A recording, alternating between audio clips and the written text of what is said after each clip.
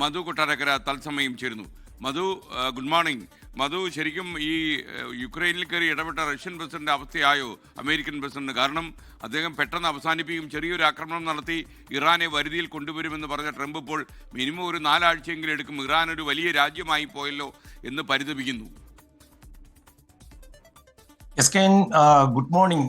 നമുക്കറിയാം, വ്യാഴാഴ്ച നമ്മൾ ഉൾപ്പെടെയുള്ള മാധ്യമങ്ങൾ റിപ്പോർട്ട് ചെയ്തതായിരുന്നു ഈ അമേരിക്കൻ പ്രസിഡന്റ് വിശ്വസ്തരായിട്ടുള്ള സ്റ്റീവ് വിറ്റ്കോഫും ജാരഡ് കുഷ്ണറും അതുപോലെ അബ്ബാസ് അറാക്ചിയുമായിട്ടുള്ള ചർച്ചകൾ. അതിനകത്ത് ശ്രദ്ധിക്കേണ്ട ഒരു കാര്യം, അന്തർദേശീയ ആണവ കേന്ദ്രത്തിന്റെ ഏജൻസിയുടെ തലവൻ കൂടി ഉൾപ്പെട്ട ഒരു ചർച്ചയായിരുന്നു. ഒമാനായിരുന്നു മധ്യസ്ഥ വഹിച്ചത്. രാവിലെ നടന്ന ചർച്ചകൾ പിന്നീട് ഉച്ച കഴിഞ്ഞും നീണ്ടു പോവുകയായിരുന്നു. പക്ഷേ നമ്മൾ ഉൾപ്പെടെയുള്ള മാധ്യമങ്ങൾക്കൊക്കെ ലഭിച്ച വിവരങ്ങൾ തെറ്റായിരുന്നു എന്നുള്ള വിവരങ്ങളാണ് ഇപ്പോൾ വാഷിംഗ്ടൺ പോസ്റ്റ് ഉൾപ്പെടെയുള്ളവർ കൃത്യമായ സോഴ്സുകളിൽ കൂടെ, ഇന്റലിജൻസ് സോഴ്സുകളും പെന്റഗൺ സോഴ്സുകളിൽ കൂടെ പുറത്തുവിടുന്നത്. വ്യാഴാഴ്ച പ്രസിഡന്റ് ട്രംപ് ഈ ദൂതന്മാരായ സ്റ്റീവ് വിറ്റ്കോഫും ജാരഡ് കുഷ്ണറുമായിട്ട് ഫോണിൽ ഈ ചർച്ചകൾക്ക് ശേഷം സംസാരിച്ചു. ഈ ചർച്ചകൾ സത്യത്തിൽ അലസിപ്പിരിക്കുകയായിരുന്നു. ഇറാനുമായിട്ടുള്ള ചർച്ചകൾ പരാജയപ്പെട്ടുവെന്ന് അവർ ട്രംപിനെ അറിയിക്കുകയും ചെയ്തു. യുറേനിയം സമ്പുഷ്ടീകരണം അവസാനിപ്പിക്കുക അല്ലെങ്കിൽ മിസൈൽ പദ്ധതികൾ ഉപേക്ഷിക്കാൻ ഒരു കാരണവശാലും ഇറാൻ തയ്യാറല്ല, അമ്പിനും വില്ലിനും അടുക്കുന്നില്ല എന്നാണ് ഇവർ ട്രംപിനെ അറിയിച്ചത്.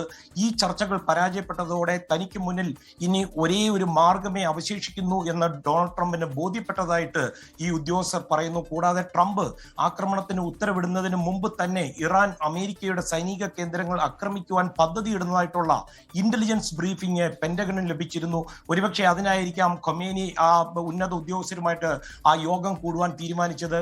ഇത് ഡൊണാൾഡ് ട്രംപിന്റെ തീരുമാനത്തിന് അതിവേഗത പകർന്നു എന്നാണ് ഇപ്പോൾ അറിയാൻ സാധിക്കുന്നത്. അമേരിക്ക ആദ്യം നീങ്ങിയില്ലായിരുന്നെങ്കിൽ അമേരിക്കയുടെ ആൾനാശവും അതുപോലെ നാശനഷ്ടങ്ങളും ഒക്കെ ഇതിലും ഭീകരമാകുമായിരുന്നു എന്നാണ് ഈ ഇന്റലിജൻസ് ഉദ്യോഗസ്ഥർ പറയുന്നത്. ഈ സൈനിക നീക്കങ്ങൾക്ക് സമാന്തരമായിട്ട് ഇറാനിലെ മാധ്യമങ്ങളെയും ഫോൺ ആപ്പുകളെയും ലക്ഷ്യം വെച്ച് ഇസ്രയേൽ വളരെ വിപുലമായ സൈബർ അറ്റാക്കുകൾ നടത്തി. ഇറാനിലെ ജനങ്ങൾ ഭരണകൂടത്തിനെതിരെ തെരുവിൽ ഇറങ്ങണമെന്ന് ആഹ്വാനമൊക്കെ ചെയ്യുന്ന സന്ദേശങ്ങളാണ് ഈ ആപ്പുകൾ വഴി ഇസ്രായേൽ പ്രചരിപ്പിച്ചത്. പ്രത്യേകിച്ച് ഇറാനിൽ ദശലക്ഷക്കണക്കിന് ആളുകൾ നിത്യവും ഉപയോഗിക്കുന്ന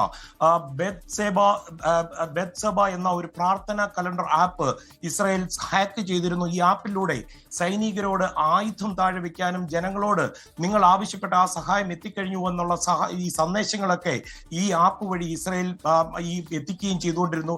ഇസ്രായേൽ ആക്രമണങ്ങൾക്ക് പ്രധാനമായിട്ട് ഉയർന്ന ഉദ്യോഗസ്ഥരെയും അതുപോലെ ഇറാന്റെ മിസൈൽ കേന്ദ്രങ്ങളെ ആയിരുന്നു ലക്ഷ്യം വെച്ചത്. അതേസമയം അടിസ്ഥാന സൗകര്യങ്ങളായിരുന്നു അമേരിക്ക പ്രധാനമായിട്ട് ലക്ഷ്യം വെച്ചതും ഈ വിഷയവുമായി ബന്ധപ്പെട്ടവർ വ്യക്തമാക്കിയിട്ടുണ്ട്.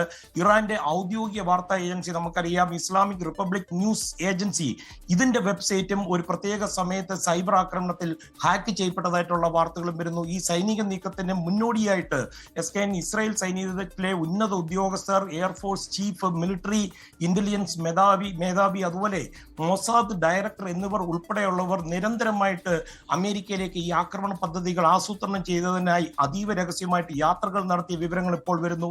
അത് മാത്രമല്ല, ഫ്ലോറിഡയിലെ സ്വകാര്യ വസതിയായ മാർ-എ-ലഗോയിൽ ട്രംപും നെതന്യാഹുവും ഡിസംബറിൽ കൂടിക്കാഴ്ച നടത്തി ഇതിനുള്ള അന്തിമ തീരുമാനമെടുത്തു. ഇത് കൂടാതെ ഫെബ്രുവരി ആദ്യവാരം ഈ വൈറ്റ് ഹൗസിൽ വെച്ച് ഇവർ വീണ്ടും കൂടിക്കാഴ്ച നടത്തി ഇന്റലിജൻസുകൾ കൈമാറുകയും ചെയ്തു. ഈ നേതാക്കന്മാരെ, ഖൊമേനി ഉൾപ്പെടെയുള്ള നേതാക്കന്മാരെ ട്രാക്ക് ചെയ്തുകൊണ്ടിരിക്കുകയായിരുന്നു മൊസാദ്.